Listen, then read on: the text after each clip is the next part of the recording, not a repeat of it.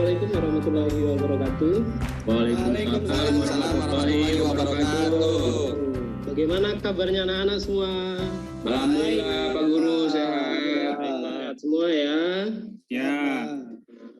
Yang jelas anak-anak semua harus tetap menjaga kesehatan karena sekarang ini cuacanya lagi kurang bagus nih, musim hujan ya. Jadi harus dijaga kesehatannya.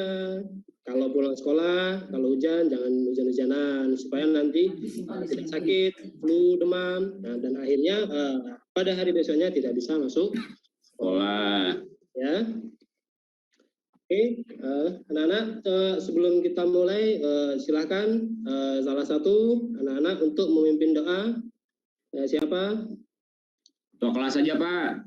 Ketua kelas, boleh ketua kelasnya silakan. Ya teman-teman semuanya, sebelum kita mulai kegiatan belajar hari ini, marilah kita berdoa menurut agama dan kepercayaannya masing-masing. Berdoa dimulai. Berdoa selesai. Ucapkan salam. Assalamualaikum warahmatullahi wabarakatuh.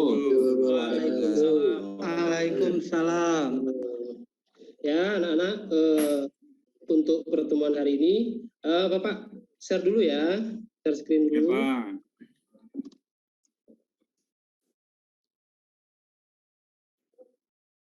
Oke, sudah kelihatan? sudah Pak, sudah. Ya, untuk pelajaran hari ini kita akan belajar mata pelajaran administrasi infrastruktur jaringan. Dengan mata pelajaran yaitu kita akan belajar tentang konsep routing statis ya. Sebelum memulai pelajaran hari ini, kita akan mengingat terlebih dahulu pertemuan sebelumnya ya. Pada pertemuan sebelumnya kita sudah belajar tentang VLAN ya. Apakah anak-anak masih ingat pada pelajaran sebelumnya tentang VLAN? Masih Pak. Coba sebutkan apa sih pelajaran yang sudah kita sampaikan kemarin. Pak Nuril boleh atau yang lain? VLAN itu Pak, subnetwork yang dapat mengelompokkan kumpulan perangkat pada jaringan area lokal fisik atau LAN yang terpisah, betul nggak Pak? Ya, betul sekali ya. Untuk pertemuan kemarin kita sudah belajar VLAN, artinya VLAN itu adalah membagi ya. Dalam suatu perangkat kita bagi-bagi menjadi beberapa jalur ya, supaya bisa terhubung. Oke, untuk pertemuan sekarang di sini, untuk kompetensi dasarnya adalah yang pertama adalah mengevaluasi routing statis, kemudian mengkonfigurasi routing statis. Untuk indikatornya adalah anak-anak menjelaskan konsep routing statis. Kemudian untuk yang 4.1-nya adalah melakukan konfigurasi routing statis.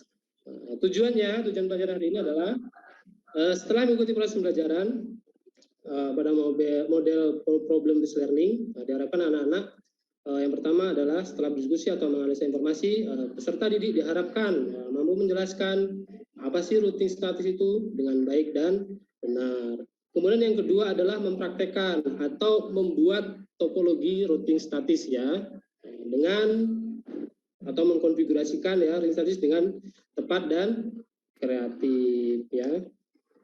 Kemudian langkah-langkah pembelajaran pada hari ini ya, yang pertama Bapak nanti akan menjelaskan ya, kemudian yang kedua adalah anak-anak nanti praktek mandiri ya, mengerjakan soal keterampilan. Kemudian yang ketiga adalah soal keterampilan ini adalah saya taruh di Google Form, nanti anak-anak mengerjakannya di Google Form. Kemudian yang selanjutnya adalah membuat kelompok ya, membuat kelompok berpasang-pasangan, kemudian diskusi, dan nanti salah satu kelompoknya ini adalah presentasi ya, presentasi hasil konfigurasinya. Oke, anak-anak semuanya, apakah ada yang tahu routing status itu seperti apa? Ya, ada nggak anak-anak? Belum Pak. Belum ada yang tahu ya? Belum Pak. Kalau belum ada yang tahu, ini Bapak kirim modulnya di grup WA ya, sambil dibaca materi-materi untuk pertemuan hari ini ya. Oke, Bapak kasih waktu berapa ya? 1 menit ya untuk membaca sebentar ya. Siapa? Oke, Siapa? siap ya. Oke, Ini siap. udah Bapak kirim di grup WA ya untuk modul ajar hari ini. Ini Bapak akan Oh iya. Oke.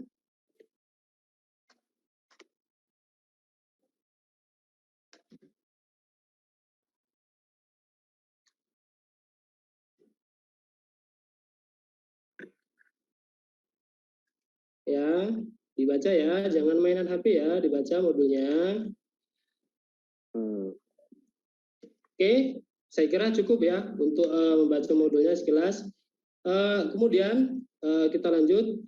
Di sini akan Bapak jelaskan apa sih routing statis. Di sini adalah routing statis adalah sebuah proses untuk meneruskan paket-paket jaringan dari satu jaringan ke jaringan yang lain melalui sebuah intranetwork ya, atau melalui sebuah jaringan.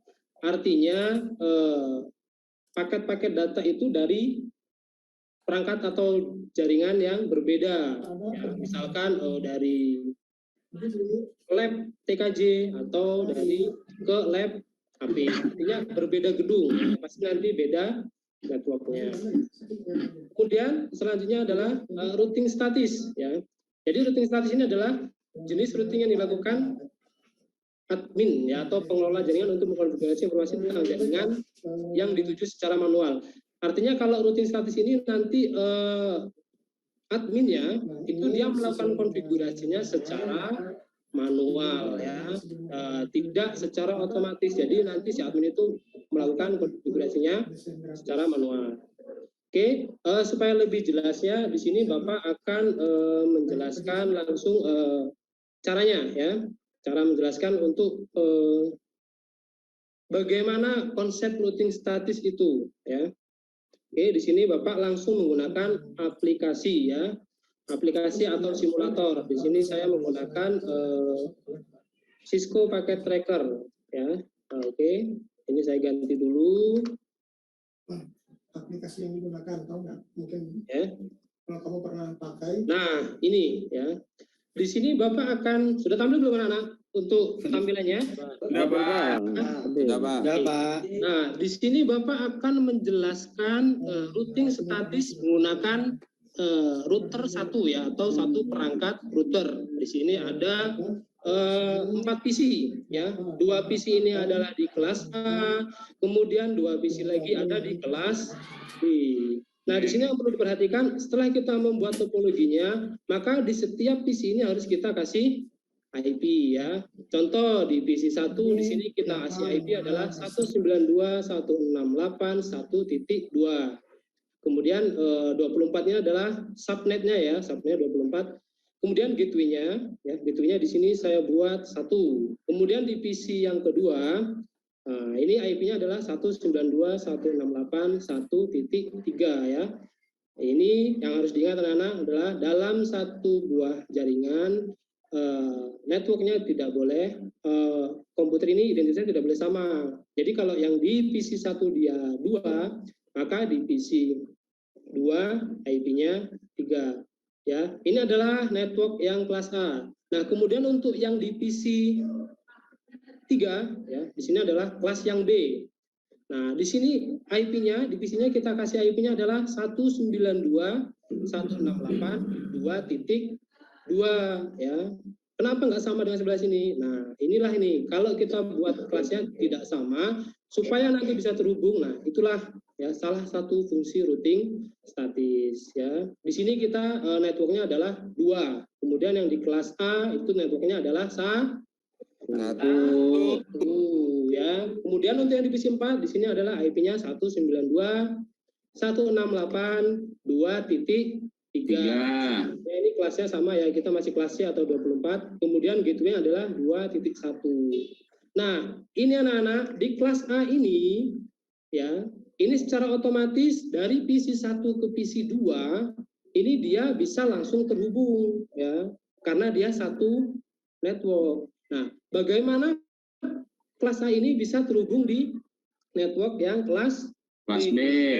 Nah, inilah fungsinya. Di sini maka kita tambahkan perangkat yang namanya router. Nah, router ini ibaratnya adalah dia itu gerbangnya. Jadi dari kelas A ini dia mau terhubung ke kelas B, itu adalah yang router ya. Router ini adalah penghubungnya di tengah-tengahnya ya.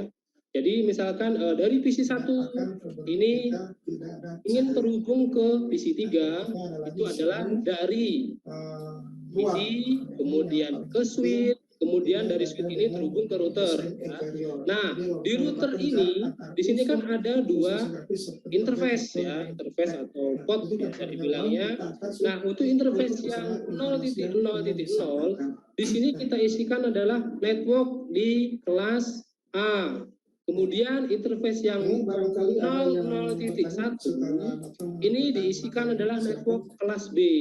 Kenapa dibuat seperti itu? Nah, supaya nanti bisa terhubung ya antar kelas ini ya. Nah, contoh kita lanjutkan tadi, misalkan dari PC 1 itu dari switch, kemudian ke router ya. Dari router ini, oh si PC 1 ini mau kemana? Nah, di sini karena ini ada network ini, maka diberilah jalan ya, diberilah gerbangnya, maka dia akan meneruskan ke switch, kemudian lanjut lagi ke PC 3. Diterimalah tadi, oh yang mau terhubung adalah PC 1.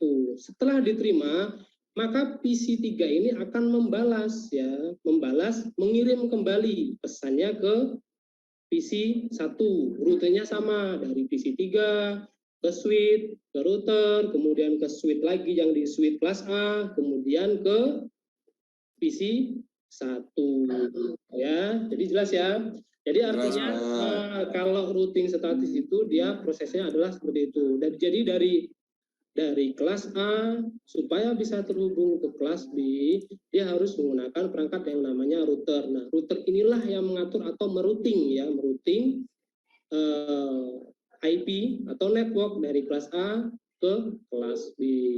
Nah, untuk pembahasan kita hari ini adalah routing statis. Nah, maka di sini di routing ini si admin dia melakukan konfigurasinya, melakukan settingnya secara manual. Ya, kira-kira jelas ya anak-anak ya? Jelas Pak. Jelas Pak. Materinya itu adalah routing statis. Konsepnya seperti ini ya. Di sini saya memberikan contohnya adalah satu router, ada kelas A dan kelas B. Ya. Oke, jelas anak-anak? Jadi itulah ya untuk konsep routing statis.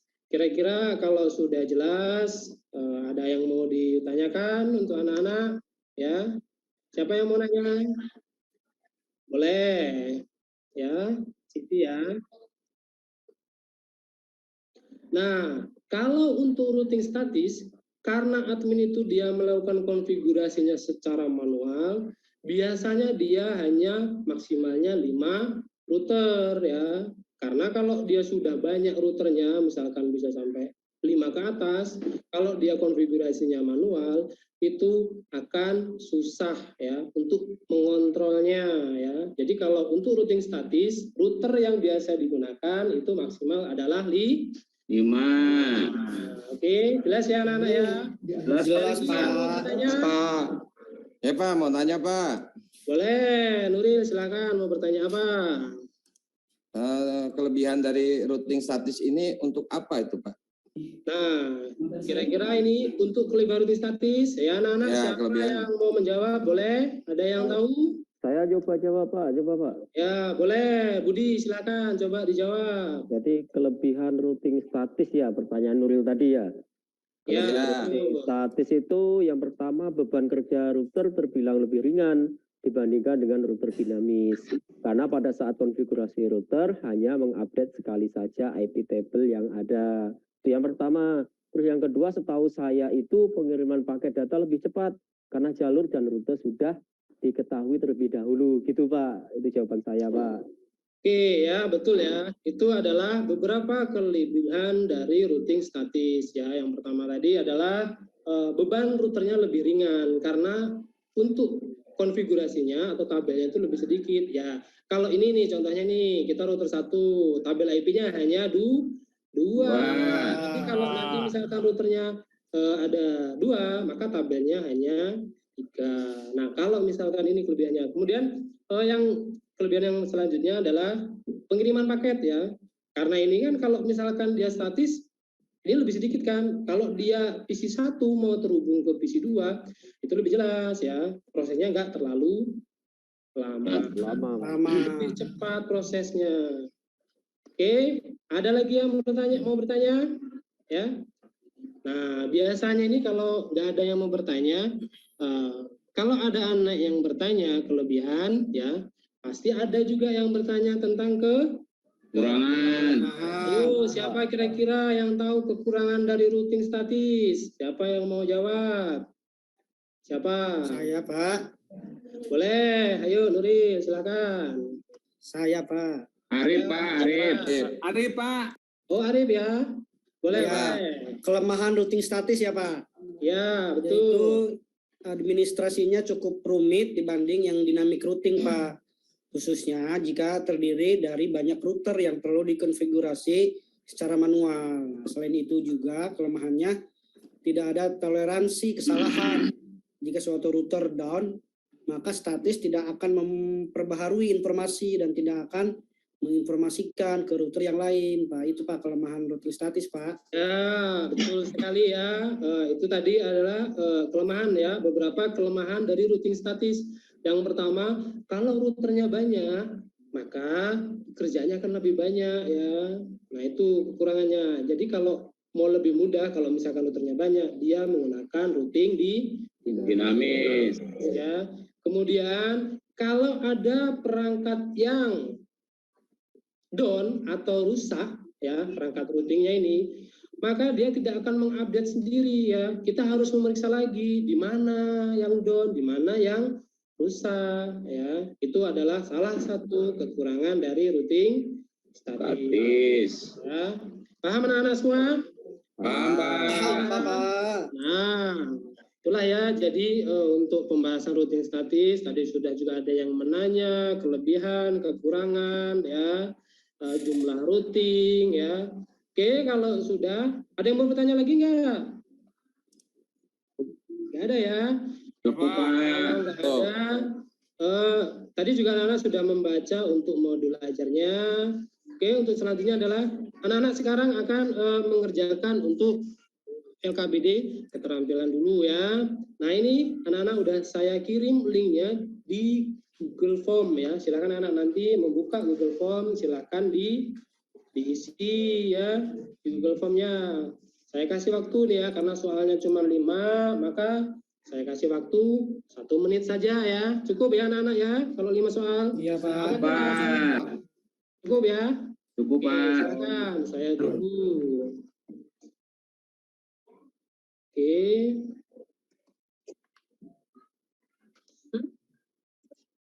Legal. Ini itu benar ya? Ini. Oke. Selesai Pak. Sudah ya. Nah, ini tampilan untuk soalnya. Oh, ini ya. Sebelahnya nah.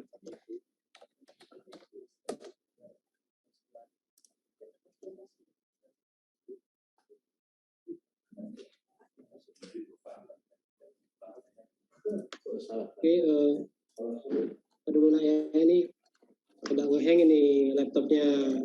Sabar ya. Ini kita cek dulu apakah sudah semua mengerjakan. Sudah kirim Pak. Sudah ya.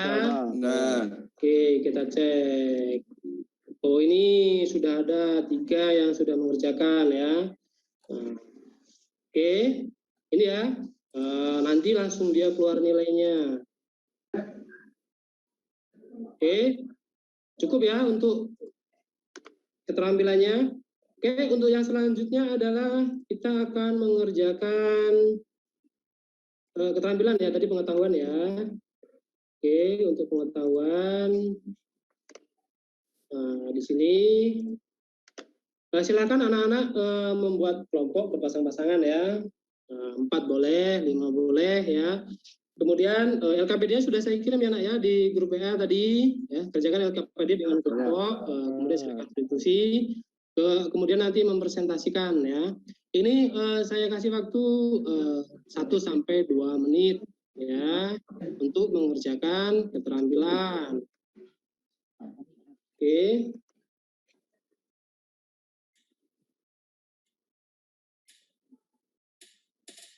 ya.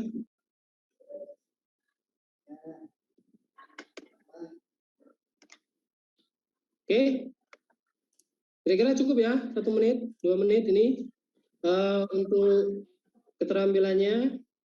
Apakah ada yang sudah selesai?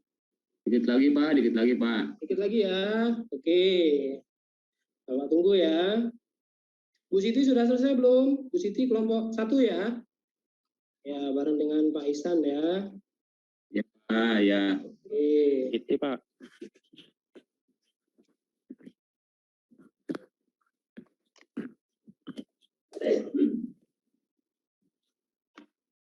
Sudah ada yang selesai belum?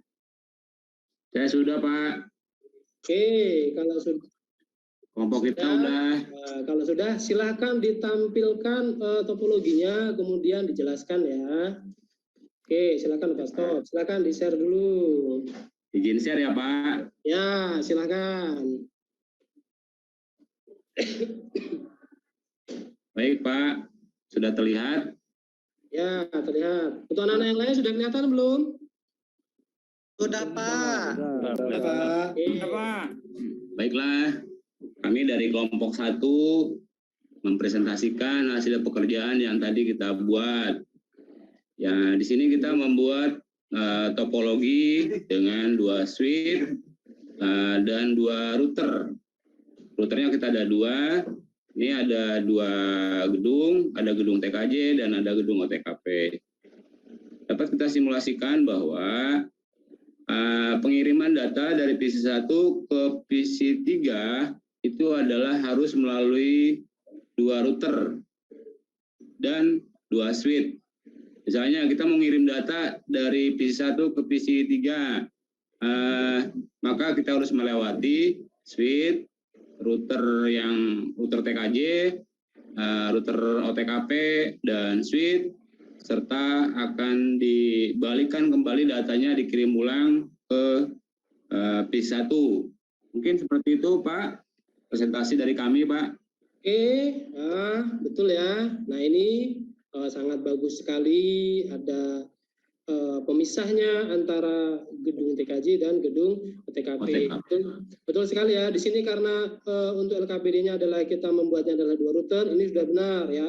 Antar router itu kita menggunakan kabel cross ya. Kabel cross Pak. Nah, di sini di pertanyaannya adalah salah satunya adalah jelaskan alurnya ya, alur dari PC1 ke PC3 rutenya. Oh iya. Betul tadi ya dijelaskan dengan Pak Nuril, Pak Ihsan ya. Pak. Pak Ihsan tadi itu sudah betul ya. Ya. Oke. Yang lain gimana? Izin stop ya Pak, izin stop ya Pak. Yang lain sudah selesai juga ya. Oke. Sudah ya. Ya. Oke.